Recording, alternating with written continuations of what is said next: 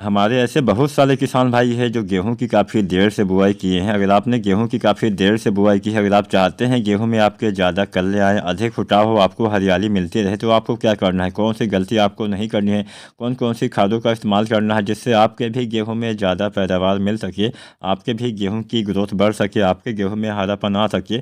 बहुत सारी गलतियाँ किसान साथी कर देते हैं। कुछ किसान भाई बहुत ज़्यादा पानी लगा देते हैं। अब जब आप गेहूँ में ज़्यादा पानी लगा देंगे तो सबसे बड़ी समस्या आ जाती है कि गेहूँ में पीलापन आ जाता है, आपके पौधे में तनाव आ जाता है, आपके फसल की बढ़वार अच्छे से नहीं हो पाती है, जिससे आपको ही नुकसान होता है। तो पहला पानी आपको, वैसे अगर आपने गेहूं की देर से बुआई की है तो थोड़ा सा देर में लगाना होता है। पहला पानी 4 सप्ताह बाद लगाना होता है। मान के चलिए 28 से 30 दिन की अवस्था में आपको गेहूँ में पहली सिंचाई करनी होती है, और पहली सिंचाई थोड़ा सा हल्की करनी होती है। बहुत ज़्यादा पानी लगा देंगे तो फसल में पीलापन आ ही जाएगा, पौधे में पीलापन आ ही जाएगा, आपकी जड़ों के विकास में बाधा आ ही जाएगी, आपके पौधे में तनाव आ ही जाएगा।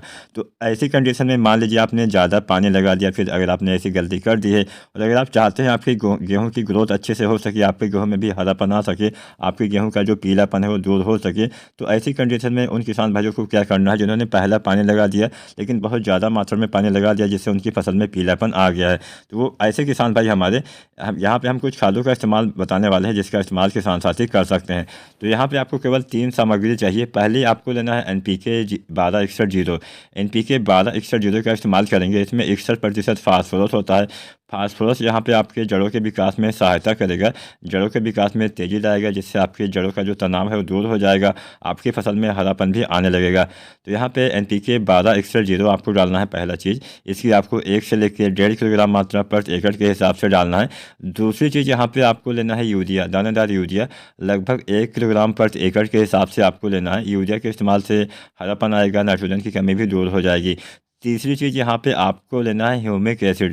ह्यूमिक एसिड के इस्तेमाल से किसान साथियों आपके पौधे में जड़ों के विकास में काफ़ी तेज़ी आती है। ह्यूमिक एसिड का काम यही होता है कि जड़ों के विकास में काफ़ी तेज़ी लाता है, जिससे आपकी जड़ें तेज़ी से विकसित होंगी, जिससे जो भी आपके मिट्टी में तत्व होंगे पौधे आसानी से ग्रहण कर पाएंगे, जिससे फसल की बढ़वार में भी तेज़ी आ जाएगी। तो यहाँ पर 3 चीज़ें आपको डालनी है। पहला आपको डालना है NPK 1261 लगभग 1 से 1.5 किलोग्राम। दूसरी चीज़ आपको डालनी है दानेदार यूरिया, लगभग 1 किलोग्राम प्रति एकड़ के हिसाब से। और तीसरी चीज़ आपको डालना है ह्यूमिक एसिड 400 से 500 ml प्रति एकड़ के हिसाब से। तीनों चीज़ों का यहाँ पे आपको स्प्रे विधि से यानी छिड़काव करना है, अपनी फसल में आपको इसका स्प्रे करना होता है। तो अगर आप इसका इस्तेमाल करेंगे तो आपके पौधे में हरापन आएगा, ग्रोथ में तेज़ी आएगी, आपके फसल में ज़्यादा कल्ले आएंगे, जिससे बाद में आपको ज़्यादा उत्पादन भी किसान भाइयों मिलने वाला है। अब हम बात कर लेते हैं कि पहले पानी पे हमें कौन सी खादों का इस्तेमाल करना होता है। तो जैसे हम गेहूँ में पहला पानी आपको देर से बुआई की है तो 28 से 30 दिन पर लगाना होता है, और पहला पानी हल्का लगाइएगा। उसके साथ साथ आपको पहले पानी पे लगभग 35 किलोग्राम आपको यूरिया का इस्तेमाल करना है। अगर आपने देर से बुआई की है तो यहाँ पे नाइट्रोजन की मात्रा में थोड़ा सा कमी आपको लाना पड़ेगा, लगभग 35 kg आपको दानेदार यूरिया डालना है। इसके साथ में आपको लगभग 3 किलोग्राम 90% वाला सल्फर डालना है। सल्फर के इस्तेमाल से हरापन भी आएगा और फसल की बढ़वार ग्रोथ अच्छी होगी, आपके नाइट्रोजन की उपलब्धता भी बढ़ जाती है। तो 90% वाला आपको जो आता है सल्फर, इसकी आपको 3 किलोग्राम मात्रा डालनी है।